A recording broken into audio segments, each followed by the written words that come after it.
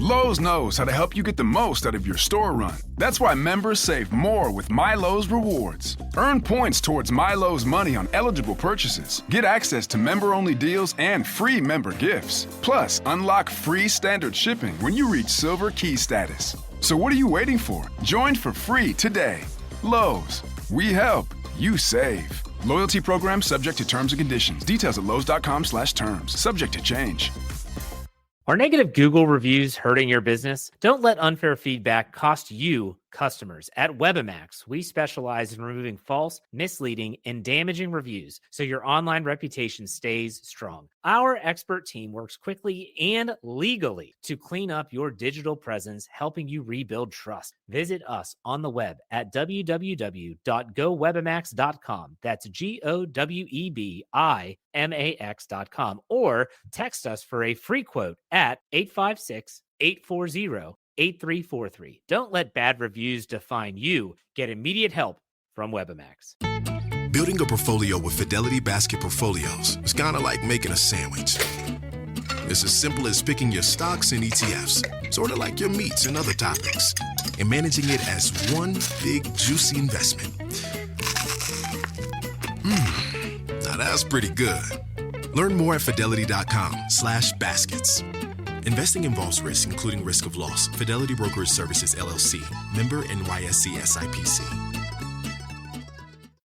So good, so good, so good. Get ready, because it's time to save at your Nordstrom Rack store. Now through February 23rd, take an extra 40% off red tag clearance boots, jackets, and sweaters. We're talking the best cold weather styles from Vince, Cole Haan, Sam Edelman, and more. All on sale for even less. All sales final. You never know what you'll find, but you know it's gonna be so good. Great brands, great prices. That's why you rack. Whether it's a movie night or just midday, Skinny Pop is a salty snack that keeps on giving. Made with just 3 simple ingredients for an irresistibly delicious taste and a large serving size that lasts. Deliciously popped, perfectly salted. Skinny Pop, popular for a reason. Shop Skinny Pop now.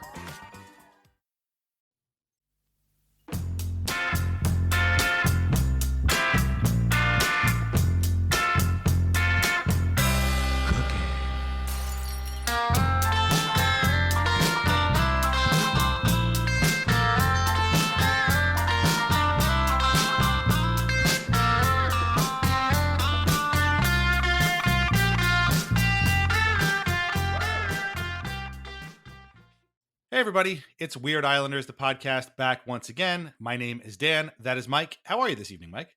I'm gussied up. I'm ready to go. This is going to be a fun one.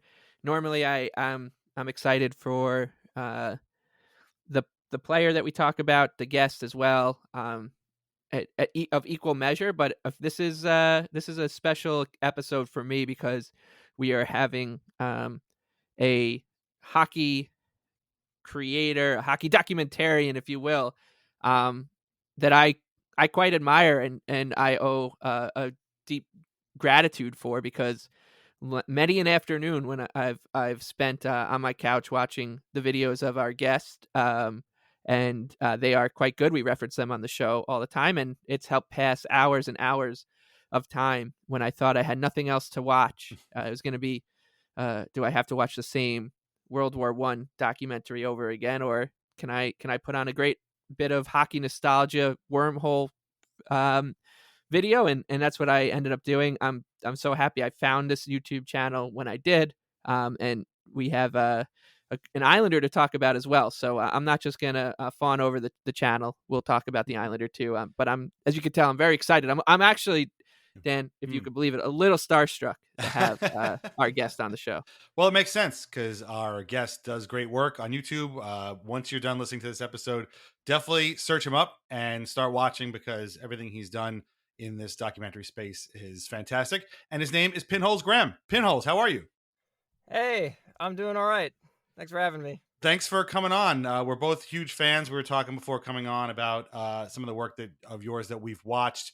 Spent my weekend watching a couple and a documentary about the 2000 Flyers Devils Eastern Conference Final that was packed to the gills with drama. You may remember this as the the Eric Lindros, Scott Stevens incident game. But as you illustrate, it is way more than that and deserves a way deeper dive than most people give it credit for. And that's the kind of stuff you do. I also watched the one on the Avalanche. I forget what year it was, but it was the year that they had acquired Solani and Paul Correa. And for the longest time, that was sort of shorthand for like, yeah, you see what happens when you sign a bunch of free agents. But boy, I had no idea of all the things that went wrong for the Avalanche that season. And you illustrated it beautifully, and it was fantastic. Where do you get the inspiration to do these subjects on the documentaries that you do?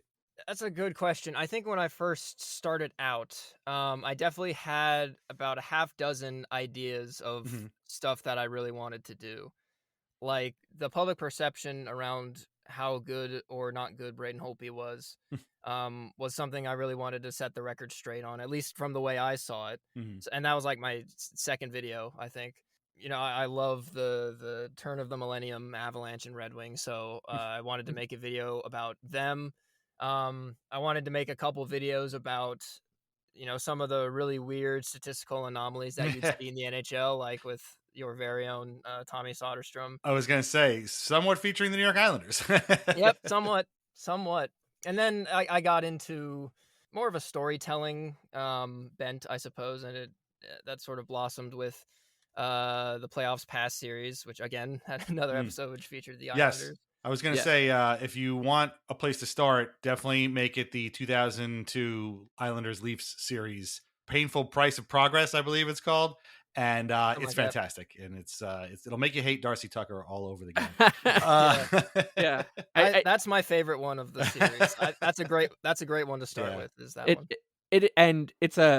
It's the series that turned me into a fan. I was 12 and I was at that Sean Bates game, and we talk about it all the time. I think it's a watershed moment for a lot of Islander fans. And in my age bracket, what was always so frustrating growing up was that the Islanders had zero success. They hadn't advanced past the first round of the playoffs from 1993 to 2016. So when we would talk about that series to folks who didn't watch it, we'd be like, well, you have no idea what the series was like. It was, you know, an absolute slobber knocker, and you'd kind of get looked down upon almost, be like, well, you lost. And yeah, but that's not the point. Like the point is that series just woke something up in the fan base. And you do an incredible job of detailing it and kind of going, you know, minute by minute with the violence, to lack of a better word, that kind of was in that series, from Tucker to Gary Roberts hit, Shane Corson kicking Eric Cairns. It's a whole sorts of chicanery. But the thing that kind of blows my mind here is like that era of hockey is almost like the league almost tries to whitewash it. Not the league, but like the entire hockey world tries to just like scrub it out. Which is really a shame because like the games might not be as fast or as pretty on the eye as they are now, but that's kind of the point. And they were an absolute rock fight from start to finish. But you're younger than I am, so how did you kind of come to appreciate that era, and like dive into that, even though you don't have an attachment to the Sean Bateses of the world, because you weren't even around for when they were scoring penalty shot goals? Yeah, that's another really good question. I think you'll find that when it comes to Pinholes Graham's biography, at any point when he starts to get interested in something, it's probably not for that good of a reason. And then I find good reasons afterwards. It's sort of a two-part story. First one is the first hockey media I ever saw was Martin Gelinas' series-winning OT goal against the Red Wings in round 2 of the 2004 playoffs. So that was kind of like the imprint, right? That's the idea of hockey that sort of shaped my understanding of it as it went forward, right? Mm-hmm. You know, 1-0, really low scoring, you know, wooden sticks making the loudest sound as they just receive a pass, that kind of thing. So there's that. That sort of blossomed into me buying NHL 04, or my dad buying it for me for my birthday. And then starting to like just the aesthetic of it all, and, you know, visually the appearance of the sport. And even as the sport grew on and got faster, just various things like players started wearing visors and fiberglass sticks and all that stuff. I still always had that idea in the back of my head that, early 21st century, late 20th century hockey was sort of not the peak of hockey, not the epitome, but kind of the most pure form in the terms of it not being diluted by just like me growing up and experiencing it differently, as it were, like the innocence, I suppose. So I always kind of had a reverence for that era in my head, and in my heart, I guess. And once I started making videos for it, it just so happened that, or for the channel, it just so happened that I discovered some really cool stories while doing research for other things that took place during that time period. And that's how a lot of my videos happen, is just I happened to stumble upon a really cool piece of information while researching something else.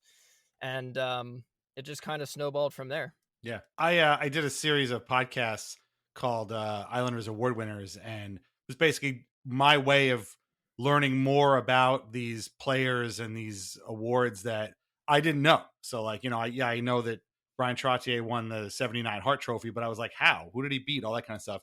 And the same thing, like I found out all this stuff that I didn't know, and it was all very surprising because a lot of it happened, when I was 2 or 3 years old.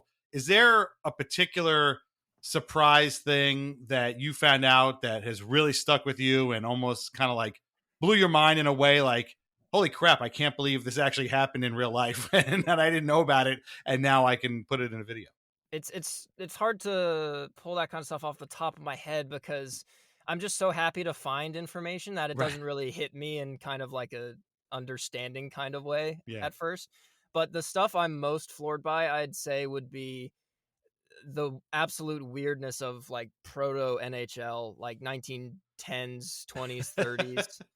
Like how you couldn't make a forward pass for the first 25 years of the league. Goalies couldn't drop to their feet to make a save. Yeah. Like, it's a miracle that the sport became anything exciting. Yeah, that's weirder than not wearing helmets, right? Or masks, right? It's like, no, you can't flop down on your leg. What are you talking about? Like, it's insane. How am I supposed to do anything? It's or like when you see a video from like the 60s or 70s and there's no glass between the bench and the fans, and you're like, what? I mean, if I was there, I would just be hopping over it. Bring back the chain link. Yeah. I want the chain link back. It cracks me up. Yeah, no, it's with the coaches. How many coaches probably just wanted to like elbow somebody in the face, like that stayed behind, like, you guys suck, like, boom, it's great. Yeah, if the glass wasn't there, the fans wouldn't be heckling. Just saying, right? Yeah, it wouldn't happen. Exactly. Real quick before we do move on to tonight's Weird Islanders player, what is your process like for making these videos? Because I know for me, the research was what took the longest, but I was just doing a podcast. Like, it was pretty easy for me to write it out and then eventually record it. It was the research that took weeks and months, and it took a really long time. But your videos are very much in the spirit of the Secret Base videos that used to run over at SB Nation, and with the graphics and the pictures and the zoom ins and all these stats and stuff like that. What's the process like? How long does a typical video take? I know they're probably all different, but like, is there a ballpark for you? Yeah, the process, to borrow a term from you all, is a wormhole in and of itself. Thank you, Mike. It's pretty, it kind of all blurs together. I would say the time dedicated to a typical video, which is about 45-50 minutes. If I really gun it, I could do it in maybe 3.5 or 3 or 4 weeks. If I really gun it. So it usually starts with, like I said, discovering something completely on accident. And then I'll kind of be like, oh, that's really cool, I want to look at that in the future. Finish whatever video I'm actually working on. And then take a week off, then get back to work. So when it starts in earnest, it's usually about 3 weeks of expounding on, 2.5 weeks of expounding on the research, explicating, getting all the information down. So I won't like look at things chronologically. I'll find little bits and pieces all across, where they would fall in telling the story, and then find a way to connect it all at the end. All right. It takes about 2.5 or 3 weeks. Then I make the graphics, which is quicker, but equally tedious just because it takes a while, you know. Right. And then editing, which is about the same, equal Mm. tediousness, equal length of time. So yeah, about 4 weeks in all. By the end of the editing process, I'm sick of the video and just want to get it uploaded. Yeah, I hear you. No, that's the way I was too with award winners. I was like, okay, I'm done. That's it. I'm walking away now because I have to do the Yeah. next one. But I wanna no, go that outside again. yeah, I want exactly. to be with my But friends. yeah, we'll get back to the channel in a little bit because I know Mike probably has an infinite amount of questions. But we are here to talk about a weird Islander, and as I said before we came on, I am still somewhat blown away by the fact that this of the giant list of people that we sent you, this was the guy who stuck out. So I can't wait to hear why and how all this relates. And so, Pinholes Graham, will you reveal the subject of tonight's episode of Weird Islanders, the podcast? Tonight's Weird Islander is Jamie Heward. That's right. Defenseman Jamie Heward of the absolutely abysmal 1999-2000 Islanders. I can't wait to dive in. I watched a lot of this team, unfortunately, and a lot of Jamie Heward, who I liked. So I can't wait to dive in. Before we do all that, reminder that we are on Patreon at patreon.com/IslandersAnxiety. Membership gets you ad-free episodes, bonus podcasts, written posts, and a whole lot more. Or you can sign up for free to get our weekly release calendar and announcements. So sign up today, patreon.com/IslandersAnxiety. Okay, Pinholes. Before we ask why, the standard question of why you chose Jamie Heward, we need to establish one thing right off the bat. And bear in mind, we are all friends here. We are all on the same playing field. We've had Leafs fans here. We've had Penguins fans here. I just talked to a Rangers beat writer for an episode that's going to come out later on this season. Oh boy, this is foreboding. You are a Washington Capitals fan. Is that correct? That is correct. Okay. That's again, we're all friends here. No worries. Nobody's this isn't a playoff series, so you don't have to worry about it. Yeah, we're not going to key your car in the No, we're parking not going to in the Nassau Coliseum parking lot. We're not going to do that. And Jamie Heward did play for the Capitals, which we're going to get to in a little bit. Is that kind of why you picked him, because of his playing time for the Capitals, or was there a different reason why he stuck out to you from our giant list? Initially, it wasn't a very good reason, like everything I get into. It was because he played for the Caps in one particular year. And then the more I looked into it, the more I was like, holy crap, this is, boy, talk about a weird career trajectory, like a roller coaster. Yeah, seriously. So, okay. So, well, why don't we start there? So, when did you first become aware of Jamie Heward, the hockey player? I want to say probably when I started watching hockey full time. In 2015, for some reason, something just clicked and I wanted to see hockey all the time, everywhere, instead of just, on some nights. And so I started watching a bunch of highlights, and Jamie Heward came up quite a bit. And for the longest time, I thought it was pronounced Hayward. So if I ever say Hayward, please correct me. I saw Mr. Heward quite a bit in a particular season, specific season for the Washington Capitals that I don't quite want to reveal yet for the people at home who don't know it, because it's pretty interesting how he gets there. But needless to say, it was a season with the Capitals, and his name just came up a lot, and it just kind of sat in the back of my head as one of those names that I know but don't really know. And quite recently, actually, I want to say maybe 2-3 months ago, I was just looking at that Capitals team and the stats. I was like, oh, hey, that's that guy. And he did really, really well out of the blue. So that's kind of the inception of that. That's really cool. Mike, you would have been 10 years old when he played for the Islanders, but what memories do you have of Jamie Heward, just in a general sense? Because he did play for quite a while after that season. Yeah, I remember him mostly as a Capital. Honestly, I remember him as a Screaming Eagle jersey Capital. Yeah, for sure. I could see the jersey number 6, I believe, with Washington, and the font of those jerseys. Oh my gosh. And I mean, I don't want to. I think the thing I most associate with him is actually something pretty terrible that happened on the hockey rink at Nassau Coliseum that we'll talk about later. And that's whenever anyone says the name Jamie Heward, that's the thing I think about. I think of Howie Rose's voice saying, when that happened, former Islander Jamie Heward. But the other thing I remember about him, and I think his Islander career, this is kind of pertinent to his Islander career, is that 99-2000 team was I always talk about 2001, 2002. That's the year that I became a fan. But 99, 2000, I'm 9, 10. I know what the Islanders are. I know some of the players. I'm starting to figure out what it means to be a sports fan here. And the core of this team, Cherkowski, Isbister, Claude Lapointe, Kenny Janssen, even the venerable Mats Lindgren, like these guys are around for that 2001, 2002 team. So this is kind of the beginning, the advent of the team that really became my team, the team that dragged me into the fight. And another thing I love about the 99, 2000 team is they played 5 goalies played on this team. Kevin Weeks, Roberto Luongo, Felix Potvin, Steve Valiquette, and Wade Flaherty. And I believe that means 2 of them are prominent members of the hockey media now. One of them is Roberto Luongo.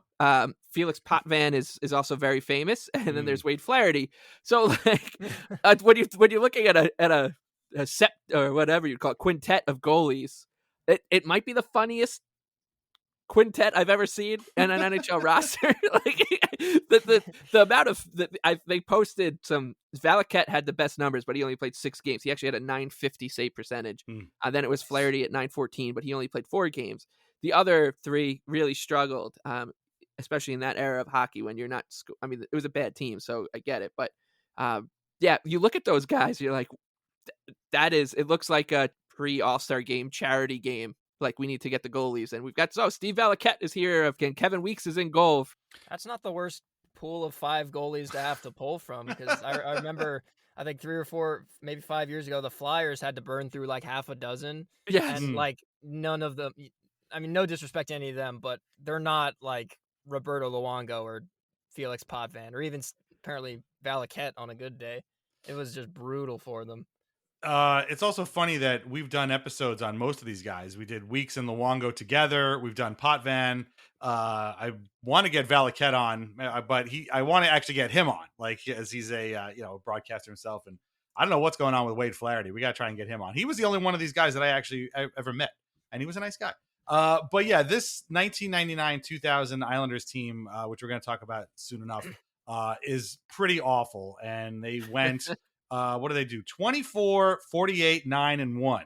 That's how awful they were. And I remember watching a lot of this team and being amazed that they somehow won 24 games because it did not seem that they could even pull that off. But before we get there, let's go back in time and we'll talk about sort of Jamie Heward's path, because as you said, Pinholes, this was as strange a path as anybody has ever taken to the NHL. So he was drafted in the first round by Pittsburgh, 16th overall in 1989. Tony Esposito pick and trade or pick and keep? You can't really tell with Tony. Yeah. He seems to be. Next play belongs to Pittsburgh. Well, if indeed a trade that is rumored happens, that may have some effect on what happens with Pittsburgh's draft pick. If indeed they get Jim Kite. Yeah, and they still haven't announced that deal, so we don't know for sure that has happened. But if it has, they've given up a young goalie in Rick Tabaracci. So. Pittsburgh selects Jamie Heward from Regina Pats. Jamie Heward, Regina Pats. Jamie Heward is a Regina boy, a right winger once again.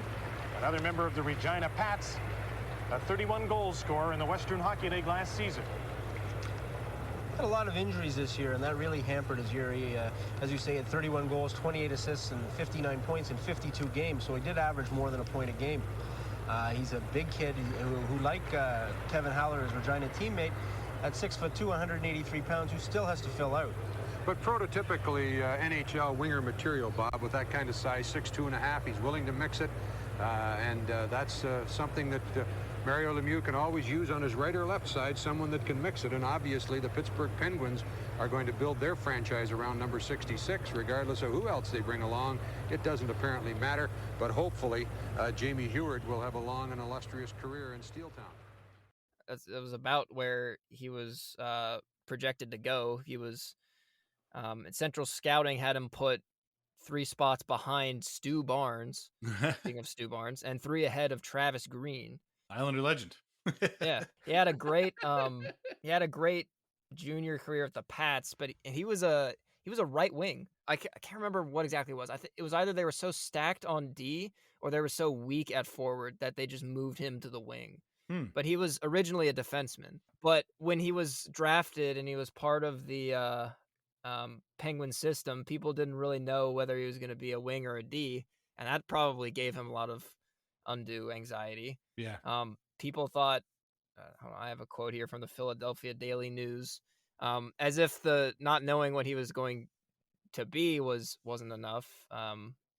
It was projected that he could be an effective two-way player who might fill out into an intense, banging, winning 35 to 40 goal player.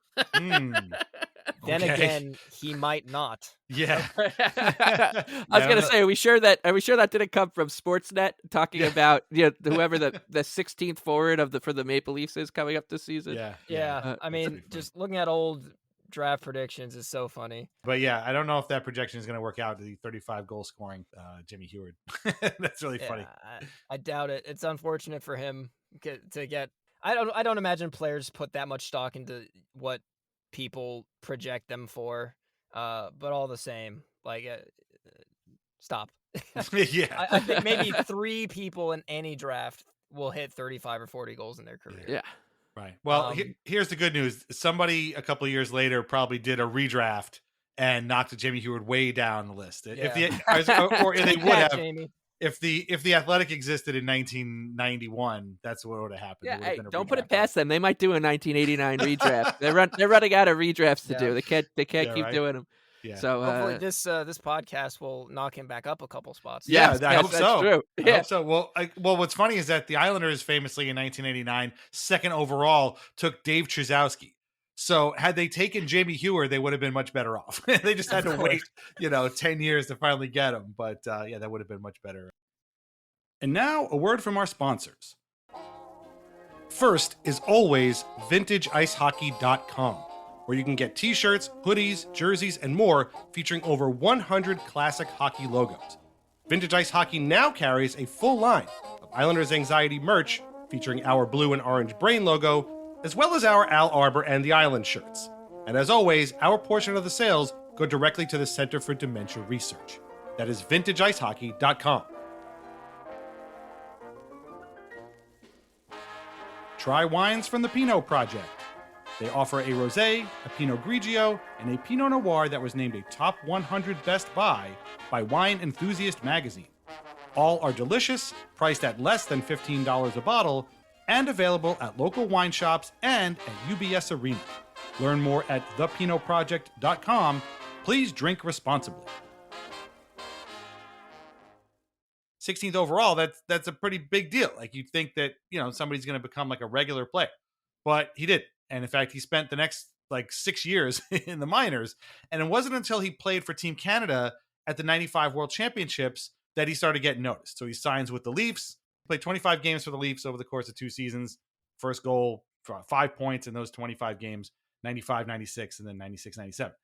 But he signs with the Flyers, doesn't play for them. But thank God for expansion, because here come the Nashville Predators, and they need all the help they can get. And so 1998, 99, he suits up for the inaugural Nashville Predator. Not the first expansion team that he will play for, I promise you. It is after that point of playing for Barry Trotz and the Predators that he ends up signing with the Islanders, who at the time were looking for any kind of help that they could find. This is one of the worst teams, if not the worst team that this franchise has ever iced. And yes, that includes 1972, 73. This team was even worse. At least back in 72, 73, every team was really, really good. Because there was, I think there was only 16 teams at the time. This back in 1999, 2000, there were technically teams you probably could have beaten, but the Islanders would never have beaten them. Their best player, of course, was Mario Strakowski, who had his career year of 70 points and 35 goals, which is great. But there are some quotes here from articles that I really highly recommend you read. This one from the New York Post. The Islanders played in front of an estimated 3,500 fans, less than a quarter of the Coliseum capacity, during a 4-3 loss to the Carolina Hurricanes. And Coach Butch Goring said, "It's disappointing because when I played here, it was a great environment. You couldn't get a seat here. Obviously, things have changed quite a bit." In your research, have you come across anything about this period of time in Islanders history, say the mid 90s to the early 2000s? And has it kind of changed your outlook on them? Has it made you sad? Has it made you happy that the Caps never had a period like this in their history? Have you ever seen anything like about this? We've had a very, very brief, like week long period like that in our history, but it was never, we were never subjected to the torture of, you know, what was it, like 7-8 years of just terrible ownership? 7 years, no playoffs. Bad ownership when there was ownership. Sometimes there was nobody at the wheel at all. Preseason games in cities that were trying to court the team in front of your eyes. Like, they're playing in Kansas City this summer. Oh, that's interesting. I wonder why they're doing that. That's awful. It's awful. Oh, terrible. It's awful. And there's another story here where they played the Sharks in front of 6,600 people, and the game wasn't televised by my other team for some reason. I don't know why.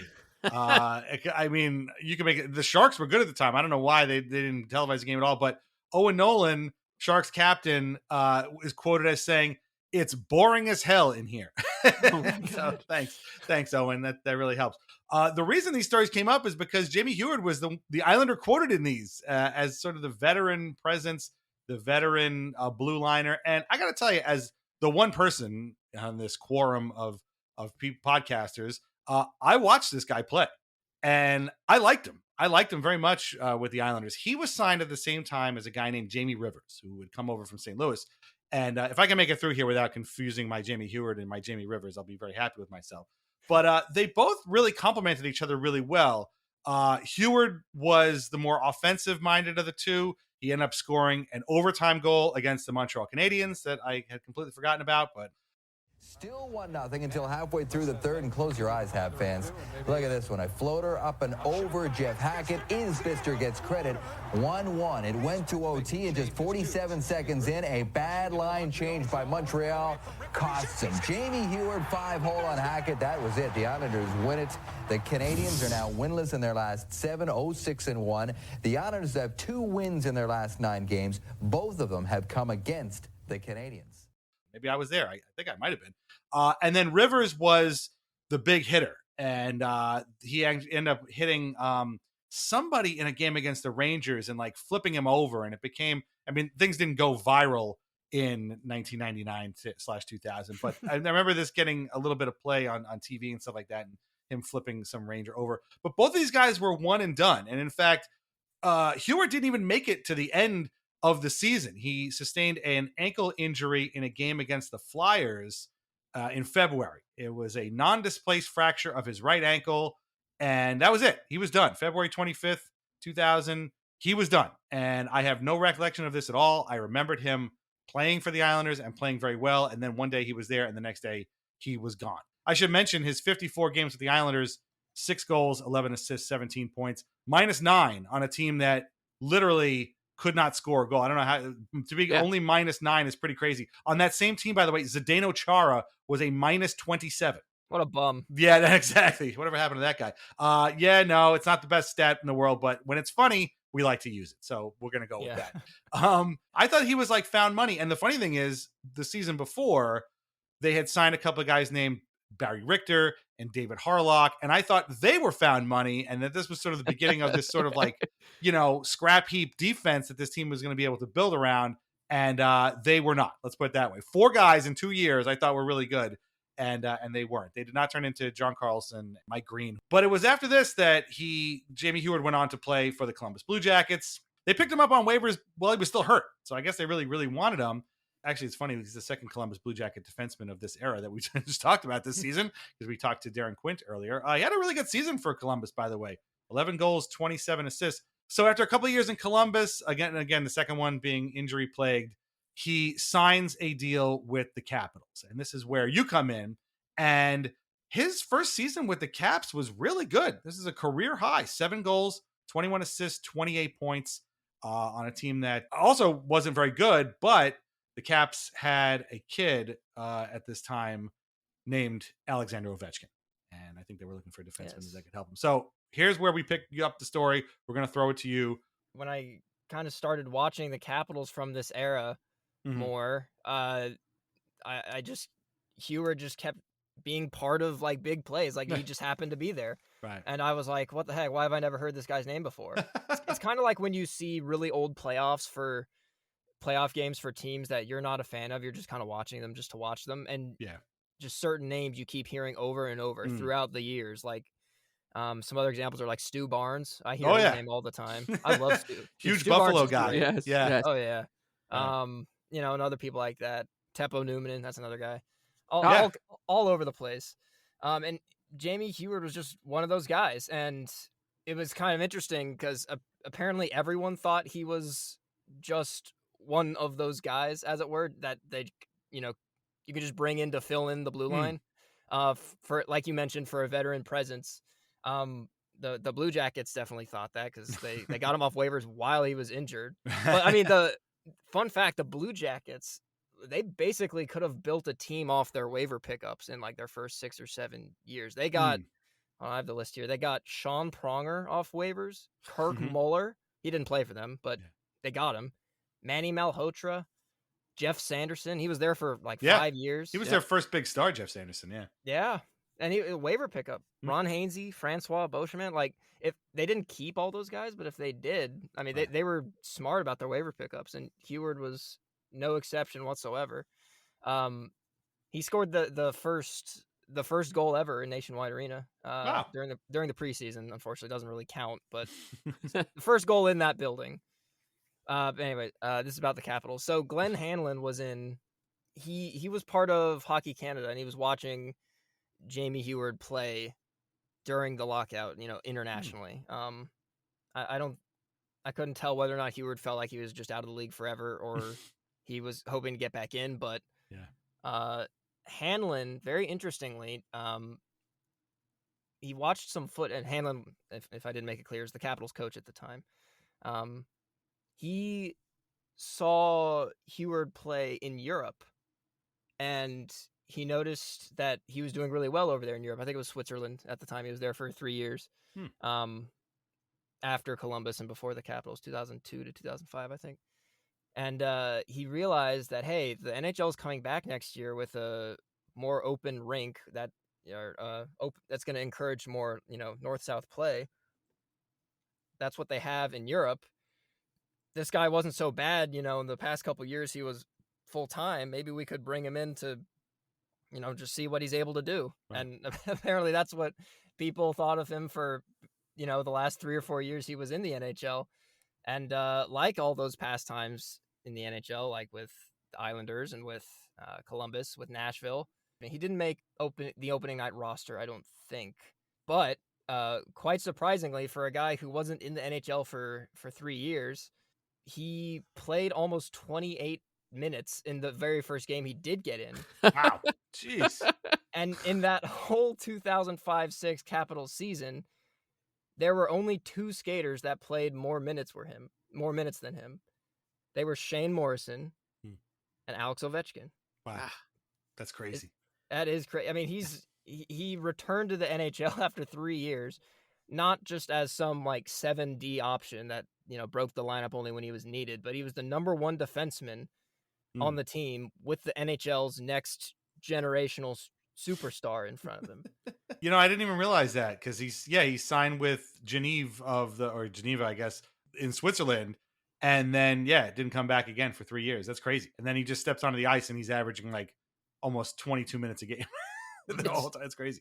The 05-06 season is just chock full of funny stories like this. Like, I mean, that season itself just deserves a 30 for 30 or something because of how everyone was just scattered all over the place. Yeah. The year-long lockout, obviously, and as we talked about with Darren Quinn, like when the lockout was in its second phase, meaning that the season was already wiped, they still hadn't reached an agreement, and we're in mid-July, and they still haven't gotten one ready for the next season, and they finally come together quickly, and they're like, by the way, if your contract expired, it's expired. Everyone's a free agent, and teams were kind of just scrambling all over the place. That guys just end up in such bizarre situations.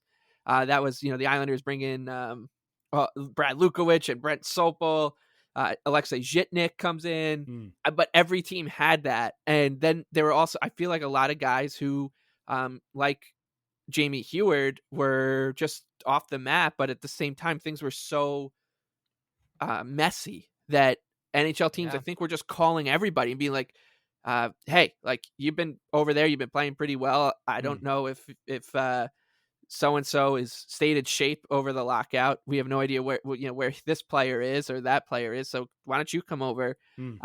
And nobody really, I don't think anybody really knew who was going to be good in 2005, 2006 going into the season. I can't really remember like who the favorite for that season was. I'm sure they just kind of anointed the Rangers as like the favorite, just like a big market team being. That's what I was thinking. Yeah, right. Like it's probably just what it was.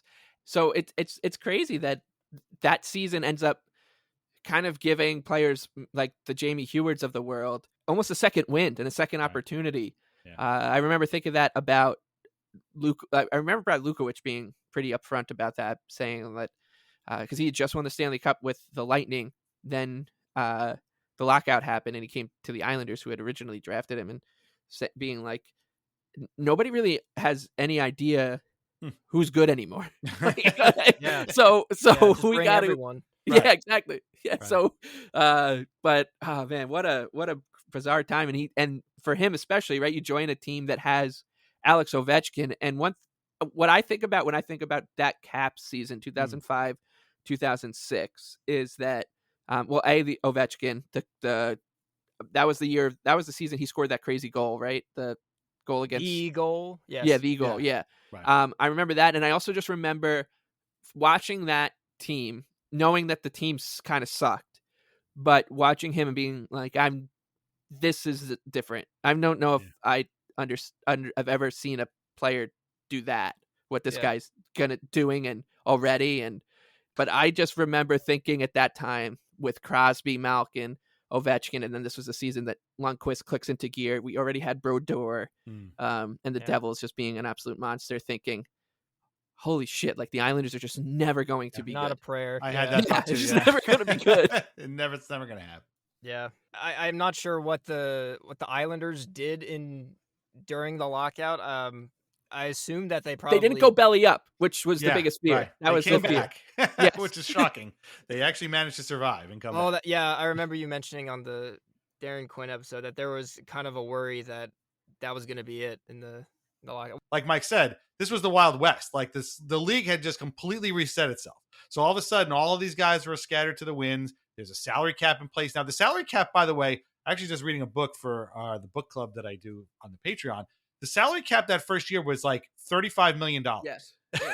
Yeah. It's just like, and it would go up to like 43, I think, the next year or whatever it was. But like, I had completely forgotten about that. So no wonder all these teams had to cut all their guys because who is supposed to fit under a $35 million salary cap? What are you talking about? Jamie Heward, I guess, right? It's winter, and you can now get almost anything you need for the coldest months of the year delivered with Uber Eats. What do we mean by almost? Well, you can't get a ski slope delivered, but you can get dish soap delivered. Sunshine, that's a no. But a bottle of wine, that's a yes. A snow angel, sorry, no. But angel hair pasta, Uber Eats can definitely get you that. Get almost anything delivered with Uber Eats. Order now. Alcohol and select markets. Product availability may vary by region. See app for details. My dad works in B2B marketing. He came by my school for career day and said he was a big ROAS man. Then he told everyone how much he loved calculating his return on ad spend. My friends still laugh at me to this day. Not everyone gets B2B, but with LinkedIn, you'll be able to reach people who do. Get a $100 credit on your next ad campaign. Go to linkedin.com/results to claim your credit. That's linkedin.com/results. Terms and conditions apply. LinkedIn, the place to be, to be. Love, exciting and new.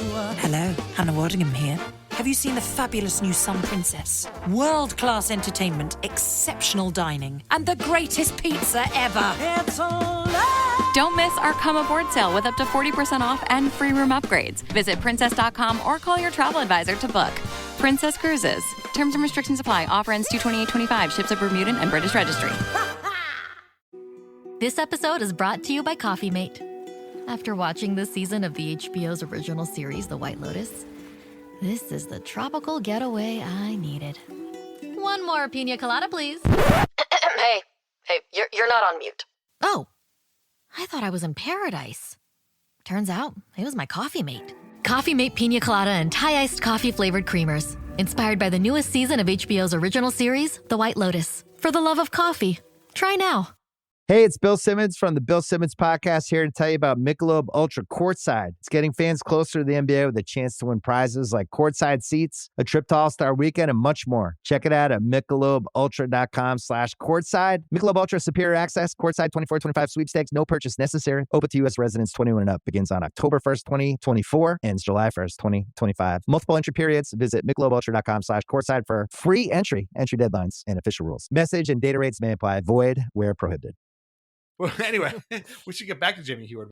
So he played for 3 teams in Switzerland: Geneva, Zurich, and Langau, in 3 separate years. His Zurich team, which is in the middle, these are some of his teammates. Lonnie Bohannes and Mark Streit was on his team. And then Langau, Langnau Tigers of the next 2004-2005 season, his teammates included Jeff Shantz. Who else? Tim Connolly. No way. Yeah, Rob DeMaio, Oilers hero Fernando Pisani, and the aforementioned Martin Gerber. So he played with all the stars. Tim Connolly mentioned. There you go. That's a fun one. But anyway, so back to Jamie Heward. So he's with the Capitals after his sojourn to Switzerland. Again, this is the rookie Ovechkin year. I guess Hanlon saw something in Heward to bring him over. So what do you think his role was on this team? Was it to score power play goals or play D or leadership or all that kind of stuff? It's a really good question that he actually had not much of an idea what it was going to be going in. I mean, why would he? Right. And Glenn Hanlon didn't really know either. I mean, when you look at Heward, he had a great shot. That was kind of his bread and butter. He wasn't really overly physical or overly defensive. Right. He was put diplomatically well-rounded, aside from his shot. Which is just a nice way of saying you don't do anything particularly well. But he thought the idea was that he was just going to be kind of your typical, blue line mentor on a young team. Right. The one that people like, but no one guns for, really.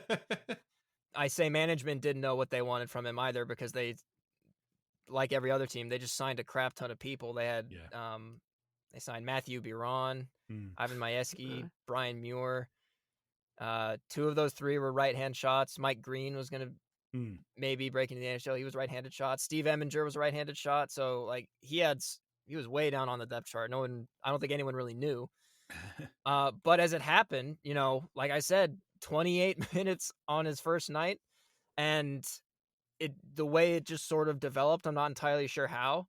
Well, let me phrase it like this. That Alex Ovechkin guy, right? We're familiar. Yeah. He has the all-time record for the most power play goals ever. But in terms of power play quarterbacks, before John Carlson, before Matt Niskanen, Mike Green, Dennis Weidman, before Brian Pothier, there was Jamie Hayward. Wow. Heward. Oh, no, I did it. You did it. No. That's all right. That's all right. At the most dramatic point, too. This is all staying in, by the way. No, that's all right. Oh, no. That's all right. No, I'll keep it in. That's funny.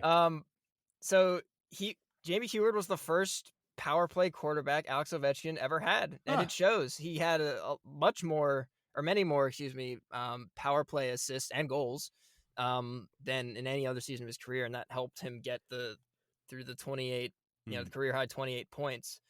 And it seems like, sort of as an offshoot or maybe downstream of the success he had as the number 1 power play quarterback, I don't know who the number 2 was, that just sort of the rest of his game picked up, and he sort of gained the confidence to kind of pick it up at every end of the ice, to the point where in January of 2006, a little over halfway through the season, the Hockey News called him, a guy who had not been in the NHL for the last 3 years, the Capitals' need-to-know guy. Capital N, capital T, capital K, capital That's crazy. G. Yeah.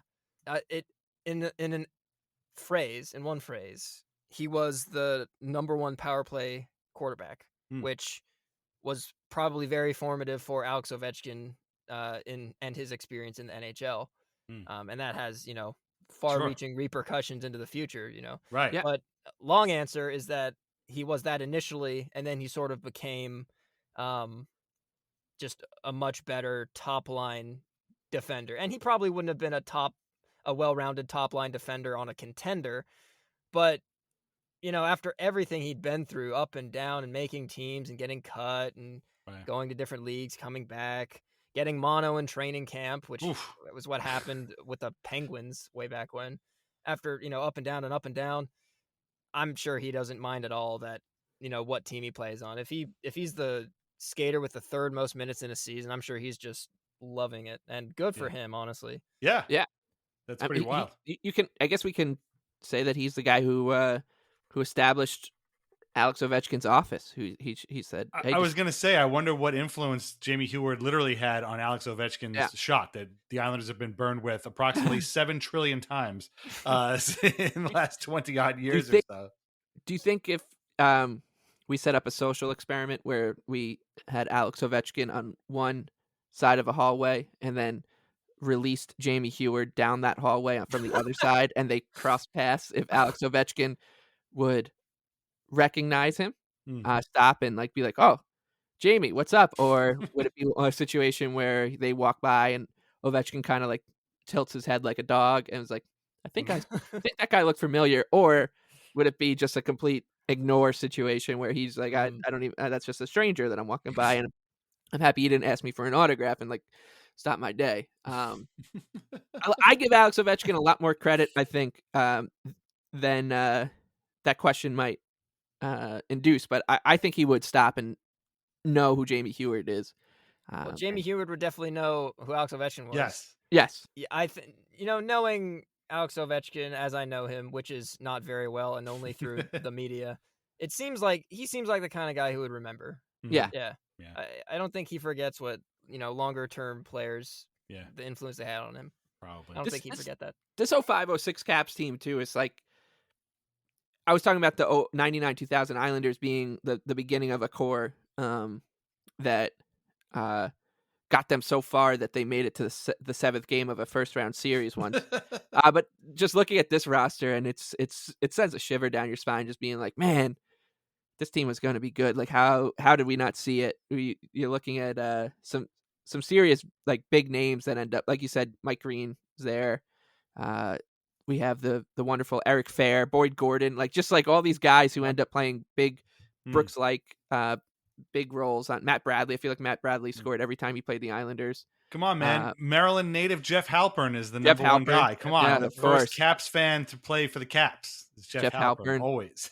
Zynis Zubris. Another guy who name in the league. Yeah, just a handsome guy that we always wish played for the Islanders too. Played forever too, Zubris. It's a fun team, and it's not just the guys who end up being part of that Caps, becoming the Ovechkin era Caps, but you have the wonderful Ole Kolzig, Tommy Fleischman, a very underrated player. So the next season, the 06-07 Capitals had one of our favorites, the Juice, Milan Jurchina. Oh, Jurchina. Oh, yeah. For some reason, every time he was in the lineup, the Islanders won. We called it the Jurchina anomaly. We don't know why every time. But, of course, he was only in the lineup a quarter of the time because he was always hurt. So yeah, he's hurt or taking the night off. Strange. Yeah, exactly. But so the 05-06 season with Heward on the Caps, this is the moment I was alluding to earlier. I will never forget the Kevin Colley injury. Colley, it was the Islander fans were obsessed with Steve Webb for good reason. Everyone loved Steve Webb. It was so much fun watching him just run over Darcy Tucker over and over and over again. And after Webb left the Island, or basically retired, it was we just needed to find, and in a weird way we still are always. Matt Martin kind of became the new Steve Webb for a while. It's we've always needed a Steve Webb, and it looked like Kevin Colley might do that. He was this kind of fun story guy who wasn't really expected to be much. Comes up through ECHL. He played for a team called the Atlantic City Boardwalk Bullies at the New Orleans Brass, and goes to Bridgeport, becomes the Sound Tigers captain back when they wore those really cool jerseys, the white and the blue with the tiger head. Gets the call up in 05-06 and just goes out there and is a wrecking ball. Steve Webb, right? And it just abruptly comes to an end because of Jamie Heward through no fault of his own. Islanders fourth line on this. Holly brings it in. Goes in hard. Heward tried to get out of the way and did, and that's why Collie got the worst of it. You know what? Heward saw him coming. I don't think, Heward's not a dirty player by any means, and I don't think that he did anything except protect himself by getting out of the way. And Collie, when he likes to hit somebody, he doesn't slow down. He picks up speed. And he was going in straight face first, with his head up. And then when Heward looked to me like he stepped out of the way, is when Collie went in. The good thing is that he's moving his legs around. Here it is again. Let's see what happens. Oh, boy.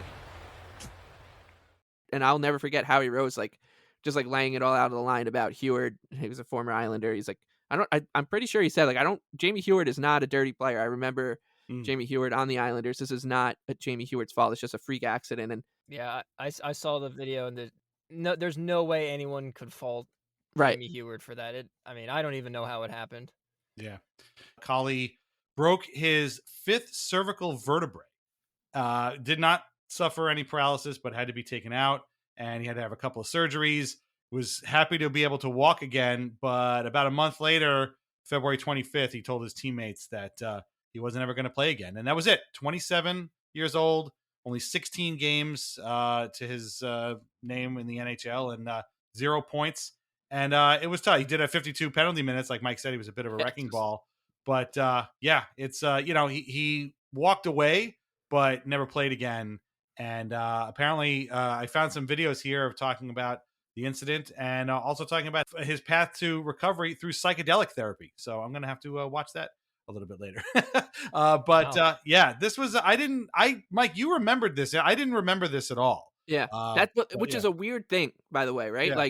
Yeah. It was very strangely, I don't want to say brushed under the rug, because it wasn't like they were pretending like it didn't happen, but it was like, if no one's going to talk about this, let's just move on and not we'll talk about that Ovechkin guy or something, because just never really got the attention that these kind of things usually do.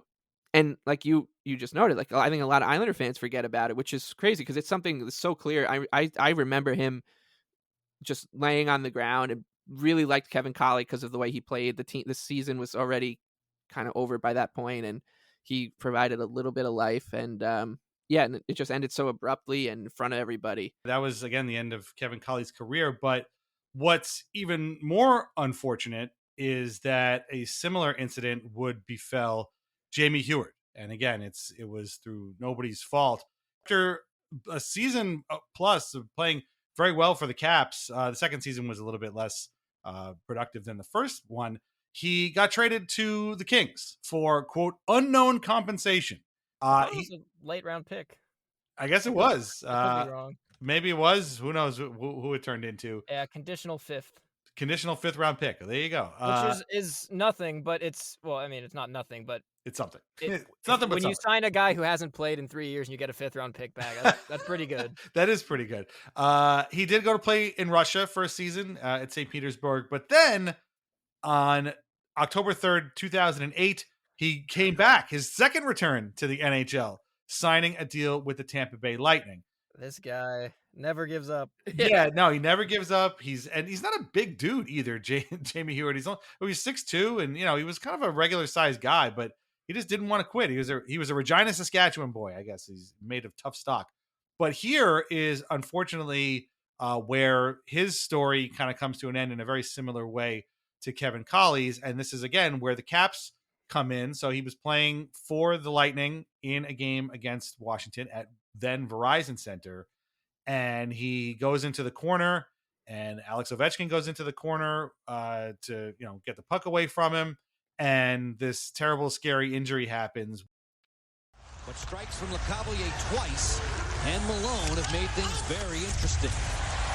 Ovechkin running around in the corner with a big finish. The Lightning player stays down in a heap.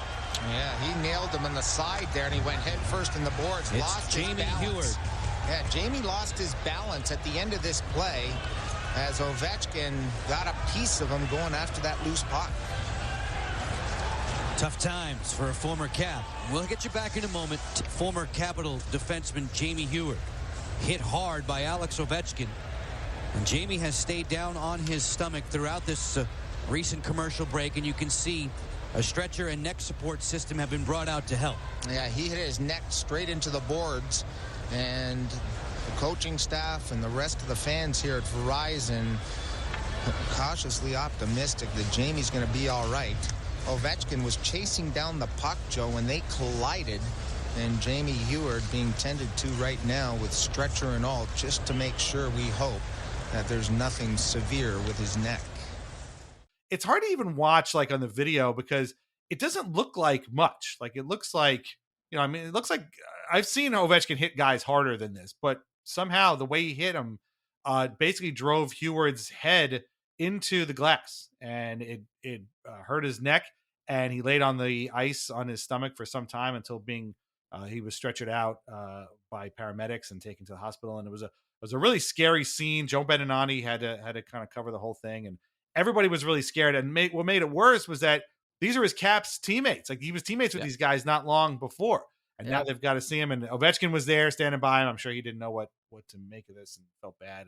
I mean, Pinholes, this is years later.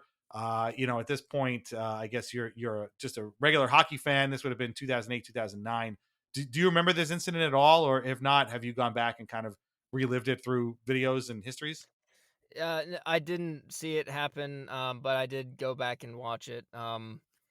It's just one of those things where, I assume it's similar to the Kevin Colley injury, where it's just the way, neck end up hits the boards or the glass or something. And, it's the kind of hit that you feel like you've seen. It's not even a hit, really. It's just sort of contact against the boards. It's that sort of contact you feel like you've seen 100 times, and just something in this 99th out of 100 time, just tweaked something the wrong way, or knocked the head, with just that extra amount of kilojoules or whatever, and he went down. I think like it's really hard. There's no good way to receive a hit from Alex Ovechkin. Right. Because like he, especially, when he was, in his early 20s and just absolutely on crack, there was no give in him at all. I mean, he could just kind of lightly glide into you and you'd be on your butt. Yeah. Right. So when he's coming to pin you against the boards, there's not much you can do. You're just going to get pinned. Yeah. And I think it was just one of those cases where the contact and the way Heward kind of shifted himself and the way Ovechkin went into him and at that angle of the boards, just something went wrong. I can't really speculate on how, but it did. Yeah. And you can tell Ovi felt really bad about it. Yeah, he was really, he was very concerned. He's like standing around him, and when he's over by the bench, he's just like, man, I don't know what the hell just happened. I can't. It's so haunting, right? Like, that. You, in my mind, I think about Jamie Heward. First thing that comes to my mind is Kevin Colley, laying on the ground, and then I'm sure there's a lot of Lightning fan where you talk about Jamie Heward, and they're like Jamie Heward laying on the ground. It was just like a scary moment. Like, sports is such a weird way of doing this, where it's just, I don't even know if it's a full circle moment, but just weird that those two incidents, which should have nothing to do with like, what are the odds, right? Like, it's just so strange, and it really does send a shiver up your spine. And I remember Heward with that, like, I think I can remember Heward signing with that Lightning team and being like, yeah, I definitely do. Yeah, I'd be like, what? Like, I just like can't believe he's. Oh, it's you again. Yeah, basically, yeah. And the Lightning were in a really strange part of their history back then too, where it was they still had Le Cavalier and St. Louis and that core, but it was pretty clear that they're moving in a different direction or starting to. I think Rick Tocchet was their head coach. Yes. Or something was and Mike Smith in goal, like, weird team.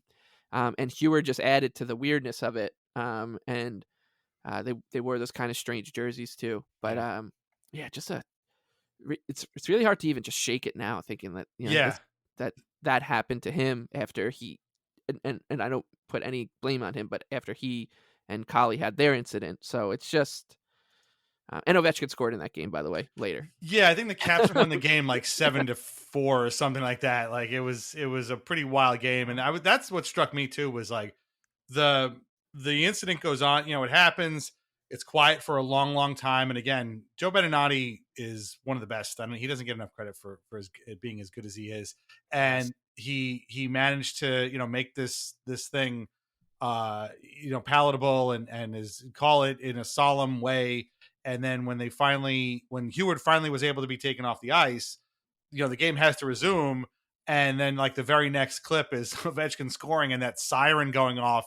And it's just like, it's such a jarring thing because it didn't happen right away. I'm sure the game incidents like that, the game, whenever it restarts, the game is always very slow and nobody wants to really do much. And then all of a sudden it gets amped up, probably by the start of the next period, people kind of get snapped back in. But like in this video, if you watch it, this terrible thing happens. And then in a split second, it's like, rah, rah, rah, that Cap siren was so crazy. And I just remember thinking like, that's the worst part of these things is like, this guy's gone off. You feel bad for him. You hope he's okay. He went to the hospital and such, and we'll talk about what happened after the incident in a minute. But like, then to get back to the game almost feels wrong. It's almost like, really, we're doing this. But it was a terrible thing. And he was okay, but he wouldn't play again. And actually at the trade deadline, so the incident happened on January 1st. And by the trade deadline, I guess he had recovered enough that he was actually traded to the Maple Leafs, who were looking for some defensive help. And as if that wasn't weird enough, who did the Lightning trade with him but Olaf Kolzig, of all people, and somebody named Andy Rogers to the Leafs. So if you ever wanted to do a weird Leafs podcast, you got to start with the Ole Kolzig era of the Leafs. And but I love that he got traded there, and he had just turned 38, or just before he was going to turn 38, and he was still recovering, and he hoped that he can get into the Leafs lineup because he was going to try and help them. And he said, I know I was hurt when I got traded here, but just to be in Toronto and be in a hockey city has kind of rekindled the juices a bit. And he never played for the Leafs, and in fact the Leafs finished in last place that year. So I don't know what they were thinking. I don't know why they went out to get Heward and Ole Kolzig, but it's kind of, again, a very bizarre. This has been an episode of bizarre starts and stops and incidents and things. And through all of it, Jamie Heward has been like a sought after player, which is kind of funny, because he's Jamie Heward. But then you look at these stats and you're like, when this guy plays, he's pretty good, but it's always something stupid. It's always an injury. It's always getting claimed on waivers. It's always another injury. It's always, now I'm going to go to Switzerland for 3 years. Like, it's always something. But man, when this guy was on, he was kind of on, and I could kind of see how going through history, he could pop up a lot, which is kind of how we got back to the beginning. Like, this is how he shows up, gets on your radar. He just keeps showing up in this era. The more I learn about defensemen, specifically defensemen, who don't really get their shot, but later, in quotes later, I mean like 24, 25, my age, later on in their careers, in quotes, when they do get their shot, the more I learn about players like that, the more I start to think that there's only really 3 tiers of defensemen that we'll see play in the NHL. There's the really, really good, elite players, be it defensively or offensively. And then there's this massive second tier of just people who could maybe pinch in on the top pair if they need to, like Jamie Heward in 2005-06, but usually play maybe second pair, bottom pair. But because that pool is so huge and there are only so many places left in the NHL team's D-core, they don't get their shot in the pros as much. Right. And then the third tier is the people who play D in the NHL, but clearly do not belong in the NHL, which is a lot smaller. Yeah, we've seen a few of those. Mike and I have playing for the Islanders, that's for sure. But yeah, it's just so fun. And it's funny because, again, getting back to his Islanders time, I just remember this guy showing up on a team that was going nowhere, and we knew they were going nowhere, and watching him and being like, this guy's actually pretty good. I didn't remember him playing for the Predators that much or playing for the Leafs at all, but I did remember him playing for the Leafs a bit. But I was like, you know what? If this team was better, I think he would get a lot more attention. And he was doing things out there that, really nobody was doing, because he was the only guy who seemed to really know what him and Jamie Rivers were the only two guys on defense that seemed to know what they were doing. And not coincidentally, they both came from other organizations, like they weren't here. They weren't already spoiled. Exactly. Right. So, then he just kind of disappeared. And again, he was hurt, and then he would go to Europe and then show up in these various places. But I always remember seeing him. I remember him playing for that Lightning team too, and being like, wow, Jamie Heward is still in the league. Good for him. Right. And then he got hurt. But yeah, this has been a pretty wild. I mean, Mike, can you remember a guy who has had such a roller coaster career as this? It didn't last very long. I mean, he only was in the NHL for a total of 9 years, but he played for 7 teams in that time, 2 expansion teams. And I mean, he never played a full season for any of them. There's 71 games for the Caps, and never played a playoff game. I saw in your notes. Never played a playoff game. Won a Calder Cup in the AHL, but yeah, never played an NHL playoff game. It's and crazy. Yeah, I think what's interesting here too is the answer is no. I can't really think of someone off the top of my head who's had this kind of career path, high pick, ends up playing a lot of time in Europe, bookended by NHL journeys, and then including part of that journey is he establishes himself as I said, like when I think of Jamie Heward, and maybe the Collie thing clouds my judgment, but I think of him as a Washington Capital, and I think of him as a early Ovechkin era Washington Capital.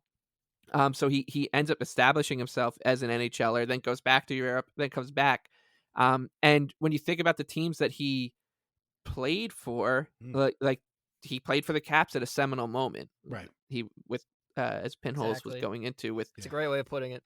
Yeah, like it's and you could say the same thing about when he played with the Blue Jackets, right? He played with the Blue Jackets in their first season. Predators too.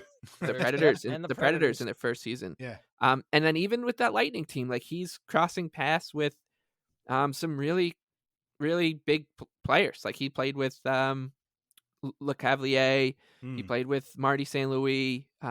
He played with Weird Islanders, Zen and Konopka.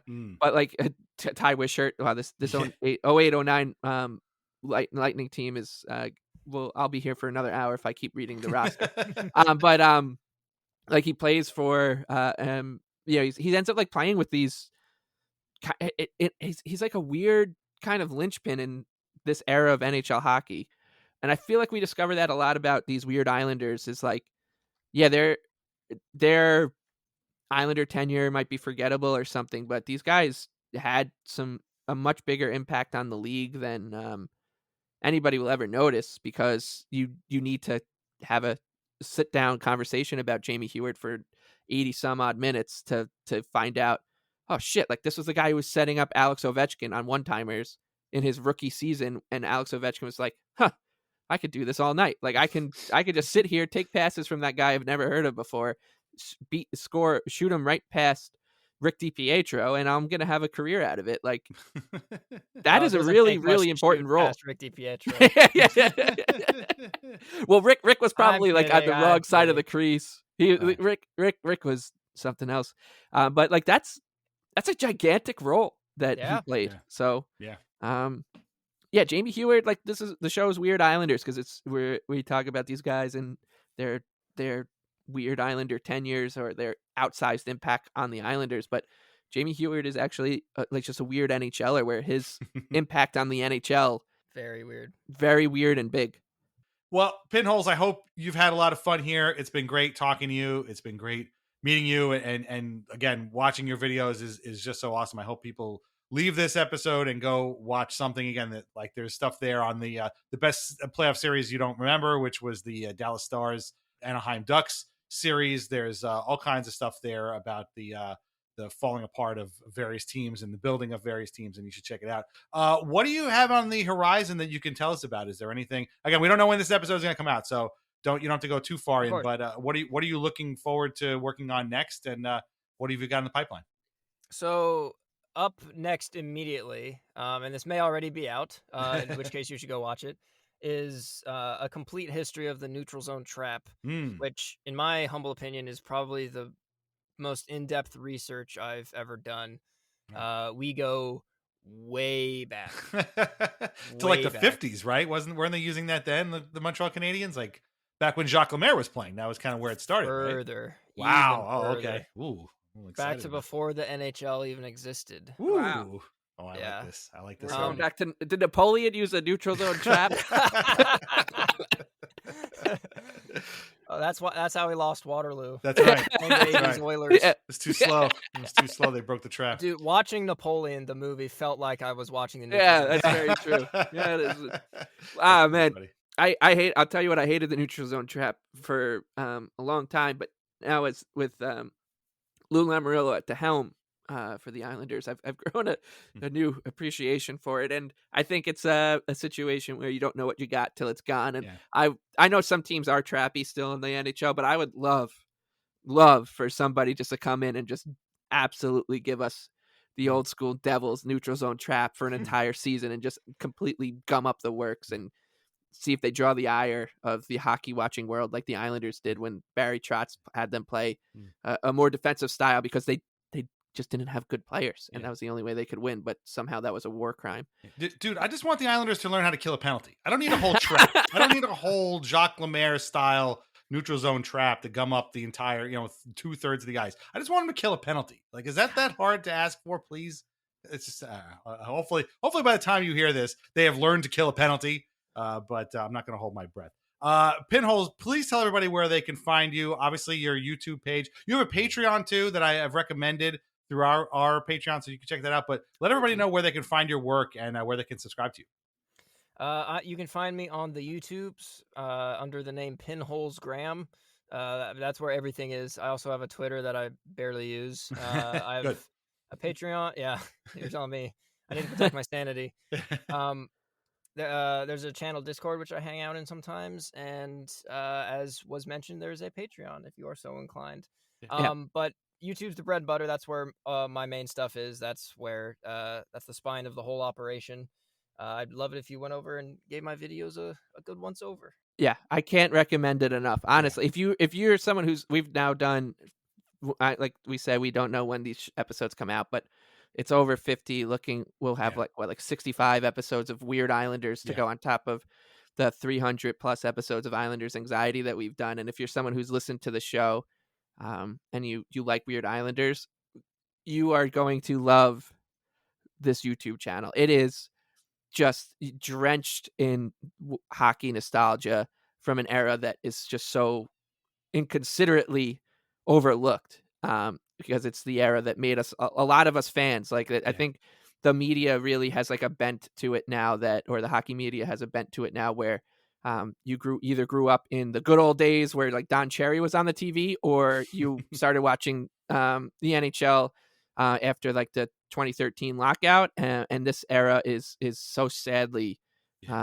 overlooked because the drama, the tension, it's so good, and your videos do such a good job of bringing that tension to life somehow. Like, I'm watching some of these playoff series, and some I don't remember like who wins and such, and I'm like, man, are the Coyotes going to pull this one out against the Jonathan Toews Blackhawks? I'm kind of pumped up to see how this thing ends. And it's they're such good watches. As you said, they're like 45 minutes to an hour long. And I, as someone who watches documentaries and such like that, and that's like the sweet spot. I think it's a gripping 45 to 60 minutes. It might sound in this era like that's a long time, but you won't, it'll fly by. And, like I said, I can't recommend it enough, and it's a joy to have. I've shared it with so many of my hockey friends. Thanks, man. Yeah, of course. It's such good work, and the thing that I cannot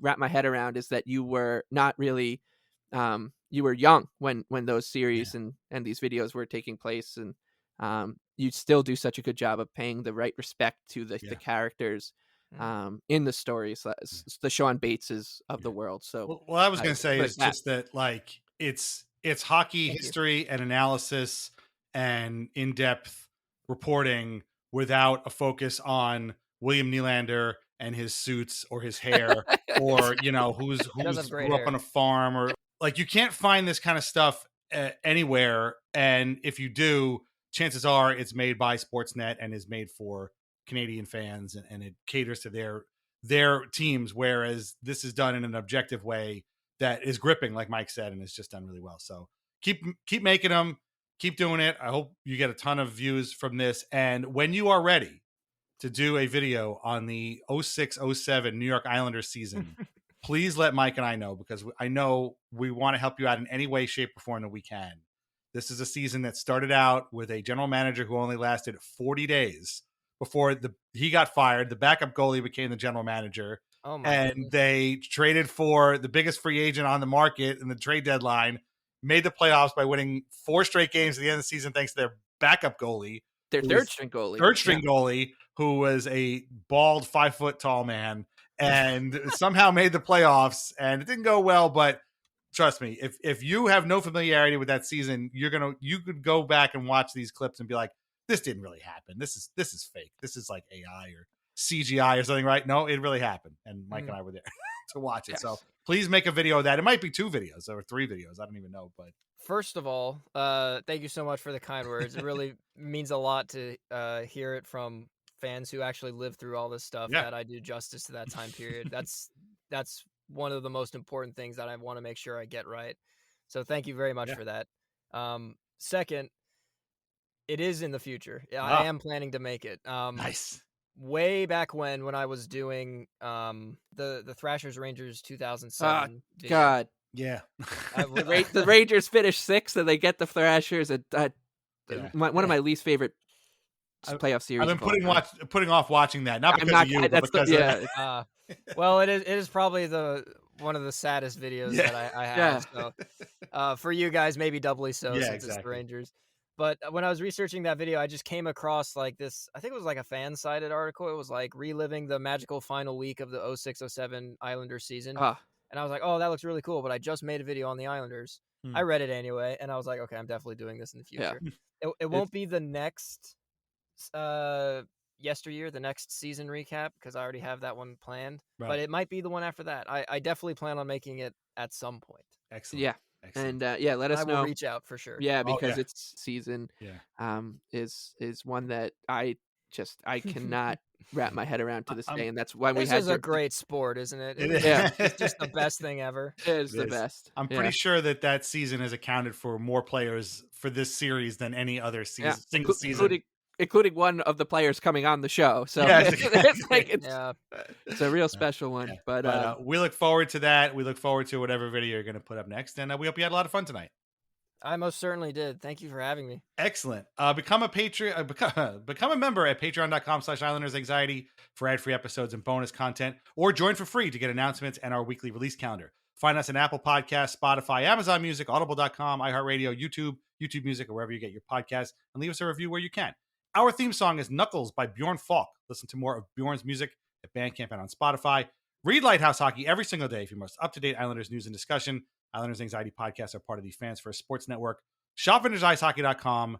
Try wines from the Pinot Project. Mike, where can everybody find you on Twitter? The Big Lebowski with 2 E's. Follow Mike at the Big Lebowski. Any final thoughts on Jamie Heward, well-traveled NHL defenseman who apparently made his mark on the NHL wherever he went? Yeah, no, I'm happy to pass this one over to our guest, Pinholes, to wrap us up and take us out, because I do feel like this is his guy, Jamie Heward. He's become his guy. That's right. Yeah. I have 5 pages of notes here on Jamie Heward, and I think the fact that you can have 5 pages of notes on a guy who, from the outside looking in, didn't really have more than a cup of coffee anywhere. Right. It says a lot about his, not only just the weird nature of the league, but also him as a player and as a person, his perseverance, to just be stuck in the minors and have all these setbacks that weren't his fault, and then teams wanting him and then discarding him, then being out of the league for 3 years and coming back and coming back and coming back. It says a lot about him. And I found this quote from him that I think sums up what it seems like he must have been thinking through the thick and the very, very thin. He said, prior to his first game as a Blue Jacket, after he got picked up on waivers, so right after his time with the Islanders, "I'm playing in the National Hockey League and I relish every single day. I would rather get there later and play a few years than get there when I'm real young and not play at all." So he definitely had the absolutely correct mindset through it all, which I think is very, very commendable. That's fantastic. We should also mention, by the way, that he is still in the league. He's an assistant coach for the Henderson Silver Knights, who are the Golden Knights AHL club, and actually he got to run the Golden Knights. So best of luck to Jamie Heward. Thank you, Pinholes Graham, for that perfect ending to this. And right attitude, good player. And I wonder, we always ask this question, I wonder if he recognizes his Islanders legacy, but in this case, I wonder if he recognizes his legacy on the NHL, which is... I sure hope so. Me too. I sure hope so. I hope so too. Thanks a lot for listening. We'll be back in a couple of weeks with another Weird Islander and another great guest. Until then, keep the Islanders weird, and we'll talk to you soon. Bye-bye.